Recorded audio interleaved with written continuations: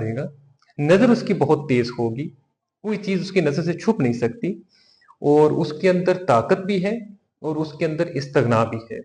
अगर किसी इंसान में ये दो खूबियां पैदा हो जाएं कि वो ताकतवर हो लेकिन ताकत के नशे में गिरफ्तार ना हो, उसमें कुव्वत हो लेकिन कुव्वत उसके लिए कोई आखिरी मतमा नजर न बन जाए, बल्कि वो कुव्वत किसी बुलंद मकसद के ताबे एक तहर्रुक पैदा करे उसके अंदर, तो ये मर्द मोमिन है। इकबाल के यहाँ ये मर्द मोमिन है। शाहीन में ये दो खूबियां हैं कि उसमें बहादुरी है, वो किसी के सामने सरनगू नहीं होता, पहाड़ों से बुलंद तर उड़ता है, उसके सामने हर लहजा उसके सामने एक नया आसमान है, और अगर उसे को मुखालफत पेश आती है तो वो भी उसकी कुव्वत में इजाफा करती है। तो किसी ने कहा था ना कि don't be afraid of your enemies and the forces which are against you, in fact they make you strong. हमारा जो जिस्म है, अगर हमारे ऊपर जरासीम हमला ना करे तो हमारी कभी कुव्वत मदाफत हमारी डेवलप नहीं हो सकती।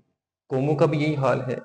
अगर तहजीबों को खतरा लाहक ना हो तो कभी तहजीबें मजबूत नहीं होती, कभी कौमें मजबूत नहीं होती। और जो इस्तगना है उसके अंदर जो कंटेंटमेंट है वो भी एक काबिल जिक्र चीज है। तो ये जो दो क्वालिटीज हैं, ये शाहीन के इस्तियारे को हकीकत में बदलने के लिए एक मुसलमान जहन के पास सबसे बड़ी मोटिवेशंस है। वगरना अगर आपके पास ताकत नहीं है तो आप एक पैरासाइट हैं, पैरासाइट की कोई जिंदगी नहीं होती, वो अपने होस्ट के ऊपर जीता है, उसकी अपनी कोई जिंदगी नहीं होती। और अगर ताकत है और इस्तगना नहीं है तो फिर आप उस ताकत के पुजारी हैं, you are not the user of that power, बल्कि वो ताकत आपको इस्तेमाल करेगी, जैसा कि अब हो रहा है। इंसान के पास बेतहाशा ताकत है, लेकिन बदकिस्मती से जिस तरह मार्टिन लूथर ने ये कहा था कि the tragedy of our life is we have guided missiles but unguided leaders, कि फिर वो ताकत आपको इस्तेमाल करती है। इस वक्त इंसान जो है वो ताकत को इस्तेमाल नहीं कर रहा, बल्कि ताकत के हाथ में खिलौना बन के ताकत के हाथों में इस्तेमाल हो रहा है। तो इससे बचने के लिए इकबाल कहते हैं कि शाहीन में ताकत भी है, उसमें इस्तगना भी है, और ये दो खूबियां आज के इंसान के लिए बुनियादी अहमियत रखती हैं। बहुत शुक्रिया सर। आज की इस पॉडकास्ट के इख्तिताम में आप हमारी तालिबात को क्या पैगाम देना चाहेंगे?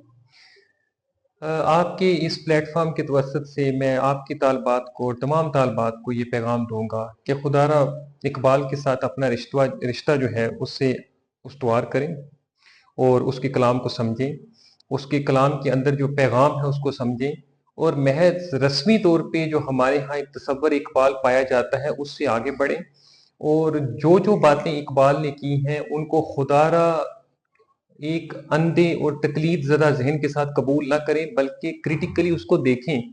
और जब आप उसको क्रिटिकली देखेंगे तो आपको पता चलेगा कि उसमें असल गहराई कितनी है और असल हिकमत कितनी है।